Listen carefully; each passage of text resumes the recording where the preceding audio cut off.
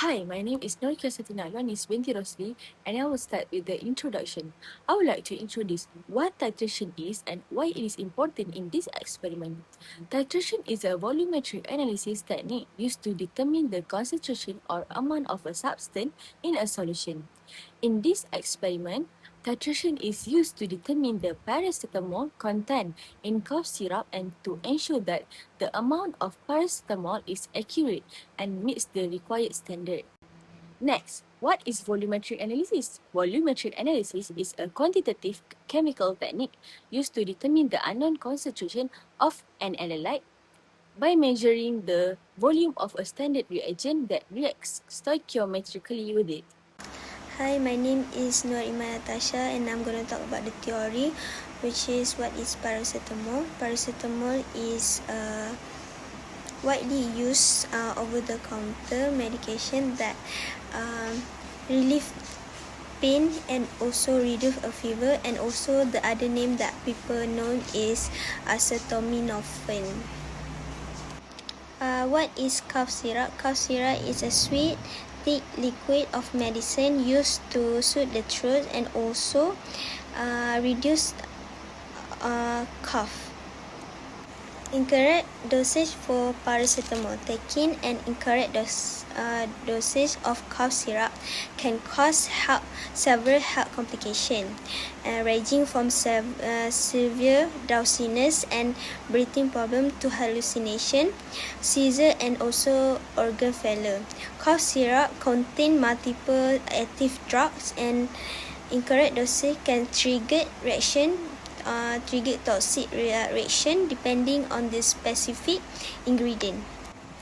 The objective is to determine paracetamol content in the cough syrup using titration. Next, I will explain about the methodology. The first step in the methodology is to pipette a known volume of the cough syrup, which is 10 ml, into a clean conical flask. Using a fixed volume, ensure that the analysis is accurate and can be repeated consistently. Next, a suitable solvent such as ethanol or distilled water is added to the flask to dissolve the sample completely.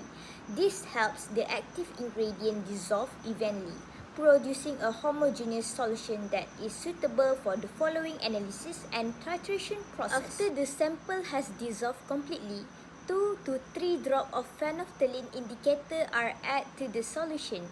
The indicator helps us identify the endpoint of the titration by changing color. Next, the sample is titrated with a standard sodium hydroxide or NaOH solution. The NaOH is added slowly from a burette while the solution is gently swirled. The titration is continued until a permanent pale pink color appears, indicating that the endpoint has been reached. Once the endpoint is reached, the final burette reading is recorded and the volume of NaOH used is calculated. This volume is then used together with the titration formula and stoichiometric calculation to determine the amount of paracetamol present in the cough syrup sample.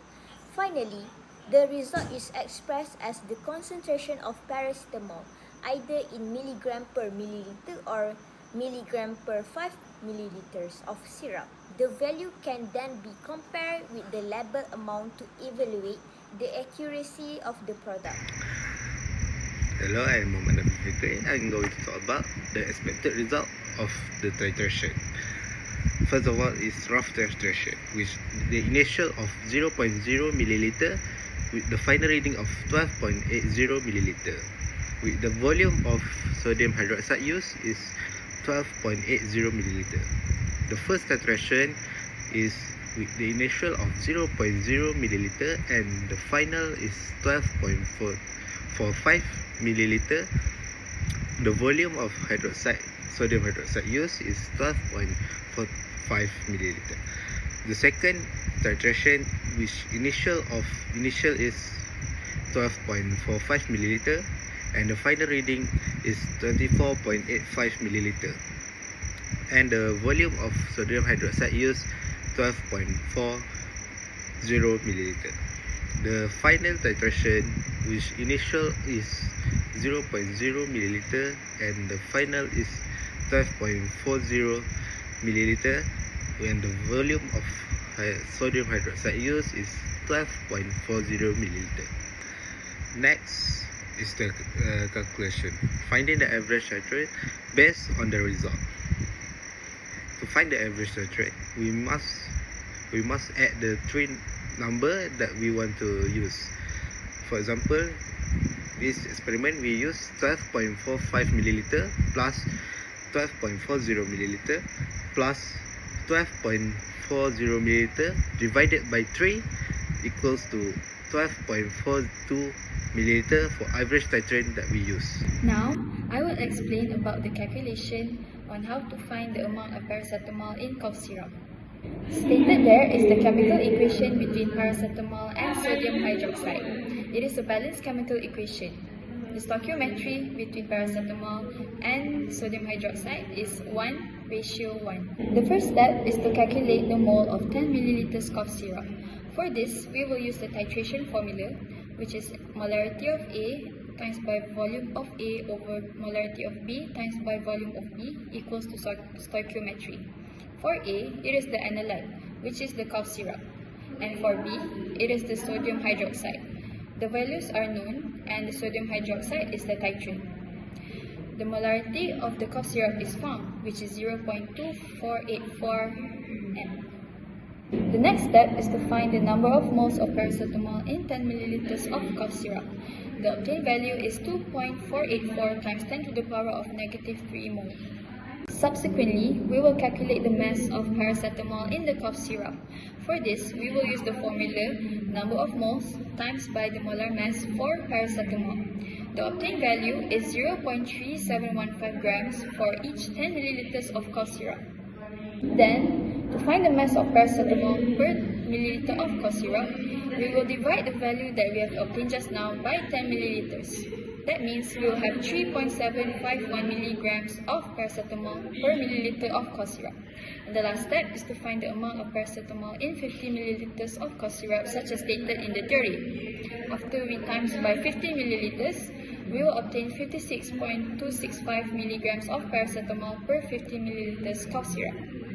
The last part is conclusion. In conclusion, the objective of this experiment was achieved by determining the paracetamol content in cough syrup using titration. The average titrate value obtained was 12.42 ml. Based on the calculation, the cough syrup contained approximately 37.5 mg of paracetamol per ml, equivalent to 56.265 mg per 15 ml of syrup. However, our experimental result was 56 mg per 15 ml, which is much lower than the expected value of 360 mg per 15 ml. This difference suggests that some errors may have occurred during the experiment. These errors could be due to inaccurate sample preparation, improper dilution, instrument calibration, or mistakes in the calculations. To improve the accuracy of future experiments, we should use proper volumetric techniques, ensure that all instruments are well calibrated, and carefully check every dilution step and calculation.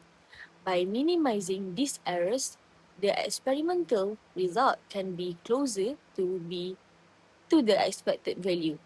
Overall, this experiment demonstrates the importance of accuracy and precision in volumetric analysis to obtain reliable pharmaceutical results. That's all. Thank you.